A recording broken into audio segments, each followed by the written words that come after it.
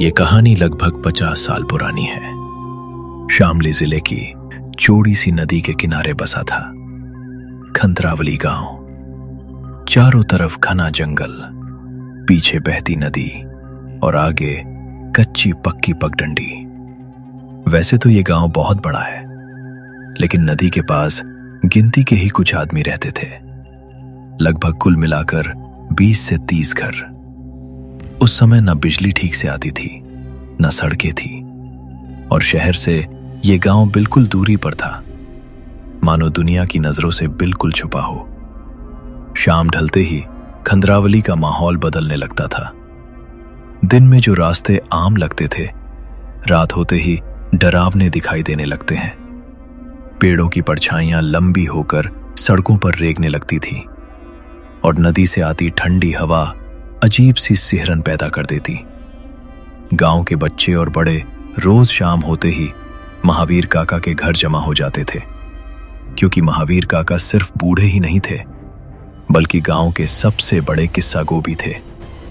क्योंकि उन्होंने जो देखा सुना है वो आम इंसान नहीं झेल सकता। उस दिन मौसम कुछ ज्यादा ही अजीब था। आसमान में काले बादल छाए हुए थे, हवा बार बार तेज चल रही थी, और गांव के कुत्ते बिना रुके अलग अलग दिशाओं की तरफ मुंह करके भौंक रहे थे। तभी अनु ने डरते हुए कहा, अरे काका, आज मौसम कुछ ठीक नहीं लग रहा। ऊपर से कुत्ते भी अजीब तरह से भौंक रहे हैं, दिल घबरा रहा है। अनु की बात सुनकर पास बैठा देव मुस्कुराया, लेकिन उसकी आंखों में भी डर छुपा था। उसने कहा, अरे काका, आज कोई भूतिया कहानी सुनाओ ना, ऐसे मौसम में भूत की कहानी मजा देगी। महावीर काका ने धीमी हंसी हंसी। उनकी आंखें एक पल के लिए आज की तरह चमकी। उन्होंने अपनी लकड़ी की छड़ी टक टक दे मारी और गंभीर आवाज में बोले, ओहो, आज भूत की कहानी सुनी है अनु बेटा। ठीक है, तो सुनो, आज मैं ऐसी कहानी सुनाऊंगा तुम्हारी रूह कांप जाएगी। लेकिन ध्यान रखना, डरना मत, क्योंकि अगर दिल से डर गए ना तो जो बुरी साया है वो सिर्फ कहानी में नहीं रहती, वो इंसान के अंदर भी घुस सकती है। इस गांव में अंकित भाटिया नाम का एक बेहद गरीब मगर बहुत मेहनती किसान रहता था। उसकी दुनिया बस 3 लोगों तक सिमटी हुई थी, उसकी पत्नी सावित्री और उसकी नन्ही सी बेहद प्यारी बेटी गुड़िया। मिट्टी की दीवारों और फुस की छत वाला छोटा सा घर ही उसका सारा जहां था।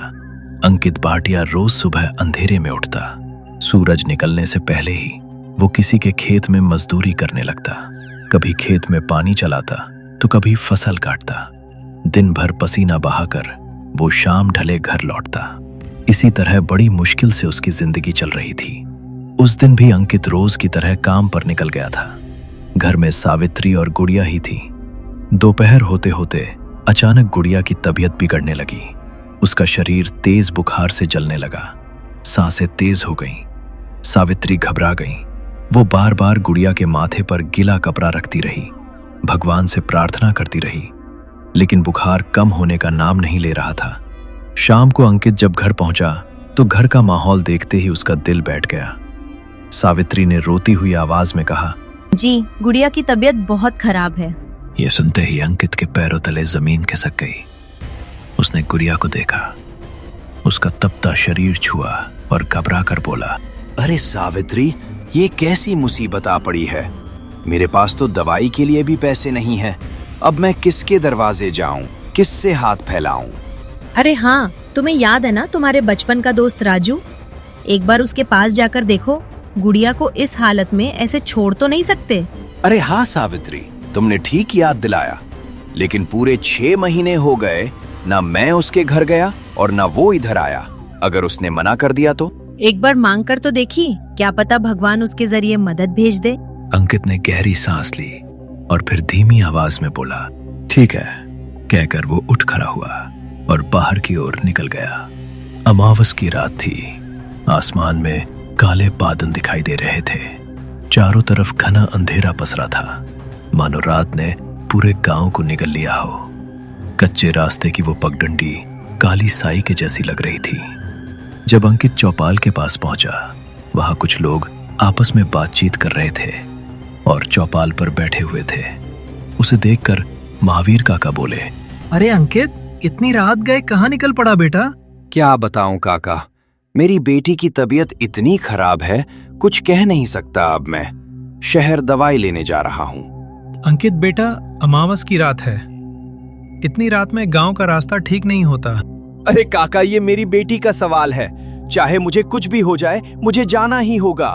इतना कहकर वो बिना पीछे देखे आगे बढ़ गया, अंधेरे में अनजाने खतरे की ओर। बस एक ही उम्मीद दिल में लिए, गुड़िया की जिंदगी। वो जंगल के कच्चे रास्ते पर चल रहा था। उसके कदम अपने आप धीमे पड़ गए। चारों तरफ सन्नाटा था, न हवा की आवाज, न पत्तों की सरसराहट। अमावस की रात, सुनसान जंगल। दिल अपने आप धक धक करने लगा। तभी उसकी नजर जंगल में बीचों बीच एक काले साए पर पड़ी। वहां एक काला साया बैठा था। अंकित का कलेजा मुंह को आ गया। उसने फौरन एक पेड़ के पीछे छिपकर झांका। जो उसने देखा, उसे देखकर उसके पैरों तले जमीन खिसक गई। एक तांत्रिक जमीन पर गोल घेरा बनाए बैठा था। उसके चारों ओर काली राख बिखरी हुई थी। वो धीमी लेकिन डरावनी आवाज में मंत्र जप कर रहा था। उसकी आंखें बंद थी और सामने एक छोटी सी लड़की खड़ी थी। अंकित ने उसे ध्यान से देखा। उसकी सांस अटक गई। हे भगवान! उसके मुंह से बस इतना ही निकला। वो लड़की गुड़िया थी, उसकी अपनी बेटी। अंकित का शरीर सुन पड़ गया, दिमाग चीखने लगा। ये काला जादू है। यही कारण है कि मेरी बेटी बीमार पड़ी है। ये तांत्रिक मेरी गुड़िया पर काला जादू कर रहा है। वो चीखना चाहता था। वो दौड़कर गुड़िया को पकड़ लेना चाहता था। तभी अचानक पीछे से किसी ने उसके कंधे पर हाथ रख दिया। अंकित बुरी तरह कांप गया। उसकी चीख गले में ही अटक गई। वो धीरे धीरे पीछे मुंडा। पीछे उसके बचपन का दोस्त राजू खड़ा था। अरे राजू, तुम यहाँ क्या कर रहे हो? और क्या करूंगा, तुम्हारा ही इंतजार कर रहा था। गुड़िया के लिए दवाई लानी है ना, चल, देर हो रही है। ये सुनते ही अंकित और भी डर गया। उसके मन में खलबली मच गई। वो मन ही मन सोचने लगा, मैंने तो राजू को कुछ बताया ही नहीं, फिर इससे कैसे पता कि मैं गुड़िया के लिए दवाई लेने जा रहा हूँ? राजू ने जैसे उसके मन की बात पढ़ ली हो, वो मुस्कुराकर बोला, तुम यही सोच रहे हो ना कि मुझे कैसे पता चला? अरे मैं तुम्हारे घर से होकर आया था। अब चलो, देर मत करो। इसी सोच के साथ वो आगे बढ़ गया। लेकिन उसे क्या पता था कि असली डर तो अब शुरू होने वाला था। करीब 1 से 1.5 घंटे तक अंधेरे रास्ते पर चलने के बाद दोनों शहर में पहुंच गए। शहर की बत्तियां देखकर अंकित की जान में थोड़ी जान आई, लेकिन दिल की धड़कन अब भी तेज थी। वो सीधे एक मेडिकल स्टोर पर पहुंच गए। अंकित ने कांपती आवाज में दुकानदार को अपनी बेटी की हालत बताई। दुकानदार ने बिना ज्यादा समय गवाए दवाई निकाली और काउंटर पर रखते हुए बोल, 500 रुपए हुए। अंकित ने घबराकर राजू की तरफ देखा। राजू चुपचाप खड़ा था, जेब में हाथ तक नहीं डाला। वो बस दुकानदार को घूरता रहा, ऐसी नजर से जैसे उसकी आंखों के पीछे कुछ और ही छुपा हो। दुकानदार चिड़चिड़ा हो गया। पैसे दो और निकलो। पैसा होता नहीं, दवाई लेने चले आते हैं। दुकानदार ने इतना कहा ही था कि तभी राजू ने डरावनी आवाज में कहा, क्या कहा तूने? बस इतना कहना था कि दुकानदार का चेहरा अलग ही डरा हुआ दिखाई देने लगा।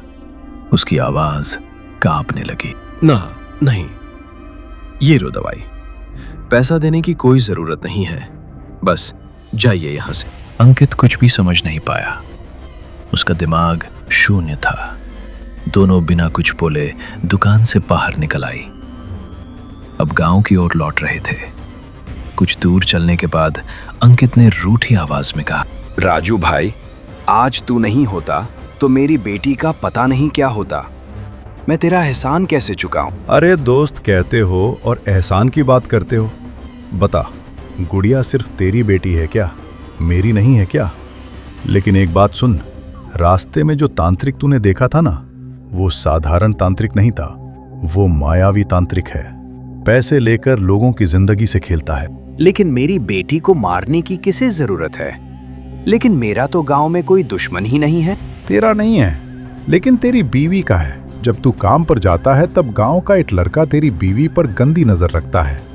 एक दिन वो तेरे घर भी गया था और बोला था, मैं तुमसे बहुत प्यार करता हूँ, मेरे साथ चलो, तुम्हें रानी बना के रखूंगा। लेकिन तेरी बीवी ने साफ मना कर दिया। इस अपमान और गुस्से में उसने उसे तांत्रिक को पैसे दिए ताकि तेरी बेटी को रास्ते से हटा दे। अंकित के पैरों तले जमीन खिसक गई। उसकी आंखों से आंसू बहने लगे। राजू ने जेब से तुलसी की माला निकाली और उसके हाथ में थमा दी। ये माला मंत्र द्वारा बनाई गई है। इस माला को अपनी बेटी के बिस्तर पर रख देना, वो ठीक हो जाएगी। भाई मैं तेरा शुक्रिया कैसे करूं मुझे नहीं पता। आज तो मेरे लिए भगवान से कम नहीं है। चल पहले मैं तुझे तेरे घर छोड़ देता हूं। कुछ ही देर में वे राजू के घर पहुंच गए। दरवाजे के सामने रुकते हुए राजू बोल, तू अंदर चल, मैं अभी आता हूँ। अंकित जैसे ही दरवाजे से घर के अंदर पहुंचा, उसकी नजर सीधे खाट पर पड़ी। खाट पर राजू के पिता बैठे हुए थे। अंकित ने झुककर कहा, काका प्रणाम, कैसे हो? राजू के पिता ने ध्यान से उसे देखा और बोला, अरे अंकित बेटा, इतने दिनों बाद और वो भी इतनी रात को, सब ठीक तो है ना बेटा? उसने पूरी बात बता दी। गुड़िया की बीमारी, शमशान, तांत्रिक शहर जाना और राजू का साथ। जैसे जैसे अंकित बोलता गया, राजू के पिता का चेहरा पीला पड़ता गया। आखिरकार वो कांपती आवाज में बोले, अंकित बेटा, तू ये क्या कह रहा है बेटा? राजू की तो आज से 5 महीने पहले सड़क हादसे में मौत हो गई थी। उसकी माँ बेटे के गम में दिन रात रोती रही और कुछ ही दिनों बाद वो भी चल बसी। ये सुनते ही अंकित के दिल की धड़कन बेकाबू हो गई। उसका गला सूख गया, होठ कांपने लगे, आंखें फरफराने लगी। वो चीख पड़ा, नहीं काका, ऐसा नहीं हो सकता। राजू तो बाहर खड़ा है, उसी के साथ मैं यहाँ आया हूँ। राजू, अरे राजू कहाँ हो तुम? बेटा, मरा हुआ आदमी जिंदा नहीं होता। अंकित का सर घूमने लगा। उसने खुद को संभालते हुए कहा, काका, मेरी बेटी बहुत बीमार है, मुझे जाना होगा। इतना कहते हुए वो लड़खड़ाते हुए कदमों से बाहर निकल आया। वो सीधा अपने घर पहुंचा। घर में घुसते ही उसकी नजर गुड़िया पर पड़ी। वही बिस्तर, वही बेहोशी। कांपते हाथों से उसने तुलसी की माला उठाई और धीरे से गुड़िया के बिस्तर पर रख दी। अगले ही पल गुड़िया की उंगलियां हिली, उसकी पलकों में हरकत हुई। फिर उसने आंखें खोली और धीमी आवाज में कहा, पापा। उसने सावित्री को पूरी बात बता दी। सब सुनकर सावित्री ने हाथ जोड़कर भगवान को धन्यवाद दिया और कांपती आवाज में बोली, तुम बहुत भाग्यशाली हो। मरने के बाद भी तुम्हारा दोस्त तुम्हारी मदद करने आया है। तो दोस्तों, आपको ये वीडियो कैसी लगी कमेंट जरूर करिएगा। और हाँ दोस्तों, आप लोग वीडियो तो देख लेते हैं लेकिन लाइक और सब्सक्राइब करना भूल जाते हैं दोस्तों। ये छोटी सी रिक्वेस्ट है, आप वीडियो को लाइक और चैनल को सब्सक्राइब जरूर करें। तो मिलते हैं दोस्तों नेक्स्ट वीडियो में, तब तक के लिए धन्यवाद।